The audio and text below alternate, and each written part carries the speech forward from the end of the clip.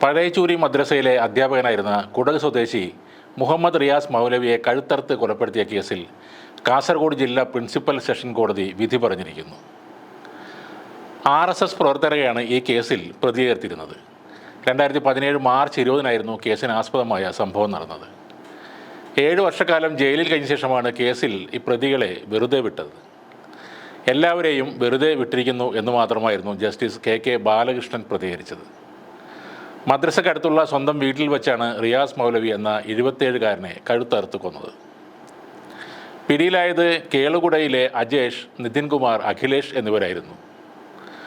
90 ദിവസത്തിനുള്ളിൽ കുറ്റപത്രം സമർപ്പിക്കുകയും 2019-ൽ വിചാരണ നടക്കുകയും ചെയ്ത കേസിൽ 6 വർഷത്തിന് ശേഷമായിരുന്നു വിധി വരുന്നത്. ഭാവി കാര്യങ്ങൾ ആലോചിച്ച് തീരുമാനം എടുക്കുമെന്നും അപ്പീലിന് പോകേണ്ടതുണ്ടോ എന്നതടക്കമുള്ള കാര്യങ്ങൾ പിന്നീട് തീരുമാനിക്കുമെന്നും ആക്ഷൻ കൗൺസിൽ അംഗങ്ങൾ പറയുന്നു. വർഗീയ സംഘർഷം ഉണ്ടാകുക എന്നത് ലക്ഷ്യമിട്ടാണ് ഈ കൊലപാതകം എന്നായിരുന്നു കുറ്റപത്രത്തിൽ പറഞ്ഞിരുന്നത്. അനേകം ശാസ്ത്രീയ തെളിവുകളും സാഹചര്യ തെളിവുകളും എല്ലാം ഈ കേസിൽ സമർപ്പിച്ചിരുന്നു. 50-ലേറെ രേഖകൾ, 45 തൊണ്ടിമുതലുകൾ ഇവയെല്ലാം ഈ കേസിൽ ഹാജരാക്കിയിരുന്നു. കൂടാതെ 97 സാക്ഷികളെയും വിസ്തരിച്ചിരുന്നു. വിധി കേൾക്കാൻ റിയാസ് മൗലവിയുടെ ഭാര്യയും സഹോദരങ്ങളും അടക്കമുള്ള കുടുംബാംഗങ്ങൾ കോടതിയിലെത്തിയിരുന്നു. കൊലപാതകം നടന്ന് 3 ദിവസത്തിനുള്ളിൽ പ്രതികളെ പോലീസ് പിടികൂടിയിരുന്നു. ഇവർക്ക് ജാമ്യം ലഭിക്കാത്തതിനെ തുടർന്ന് 7 വർഷമായി ജയിലിൽ തന്നെയായിരുന്നു കഴിഞ്ഞത്. ഒരു നാടിനെ നടുക്കിയ വലിയ സംഭവത്തിൽ പുറത്തു വന്ന വിധി റിയാസ് മൗലവിയുടെ കുടുംബാംഗങ്ങളെയും കേസുമായി മുമ്പോട്ട് പോയ ആക്ഷൻ കമ്മിറ്റി അംഗങ്ങളെയും ഞെട്ടിച്ചിരിക്കുകയാണ്. 3 തവണ വിധി പറയൽ മാറ്റിവെച്ച ശേഷമായിരുന്നു ഇന്ന് വിധി പറഞ്ഞത്. ആദ്യം ഫെബ്രുവരി 29-നാണ് വിധി പറയാനിരുന്നത്. പിന്നീട് മാർച്ച് 7, മാർച്ച് 27-ൽ മാറ്റി. ഇപ്പോൾ അത് March 30-ലേക്കായിരുന്നു മാറ്റിവെച്ചത്.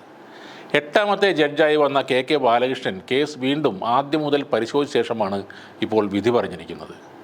Kannur crime branch SP doctor ശ്രീനിവാസനും സംഘവുമാണ് അന്വേഷണം നടത്തി കുറ്റപത്രം സമർപ്പിച്ചത്.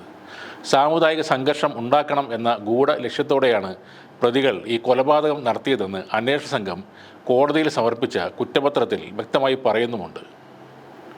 സ്വന്തം മുറിയിൽ ഉറങ്ങിക്കിടന്ന ഒരാളിനെ കഴുത്തറുത്ത് കൊന്ന കേസാണിത്. വെറും 3 ദിവസം കൊണ്ട് കേരള പോലീസ് പ്രതികളെ എല്ലാം പിടികൂടുകയും ചെയ്തിരുന്നു. അറസ്റ്റിലായ 3 പ്രതികൾക്കും ഇതുവരെ ജാമ്യം ലഭിച്ചിരുന്നില്ല. അത്തരത്തിലുള്ള ഒരു കേസിലാണ് ഇപ്പോൾ 3 പേരെയും കുറ്റക്കാരല്ല എന്ന് കണ്ട് വെറുതെ വിട്ടിരിക്കുന്നു എന്ന വിധി വന്നിരിക്കുന്നത്. ഇവരല്ല പ്രതികളെങ്കിൽ പിന്നെ ആരാണ് കൊലപാതകികൾ എന്ന ചോദ്യമാണ് ഇപ്പോൾ ഉയരുന്നത്. എല്ലാവരെയും വെറുതെ വിട്ടു എന്ന ഒരു വരി പ്രസ്താവനയാണ് കോടതി ഉത്തരവിട്ടത്. അത് കേട്ട റിയാസ് മൗലവിയുടെ ഭാര്യ കോടതിയിൽ പൊട്ടിക്കരയുകയായിരുന്നു. വിധിയുടെ വിശദമായ വിവരങ്ങൾ പുറത്തു വന്നിട്ടില്ല. മൗലവിയുടെ കുടുംബവും ആക്ഷൻ കൗൺസിലും അപ്പീൽ നൽകുമോ എന്നതാണ് എല്ലാവരും ഇപ്പോൾ ഉറ്റുനോക്കുന്നത്.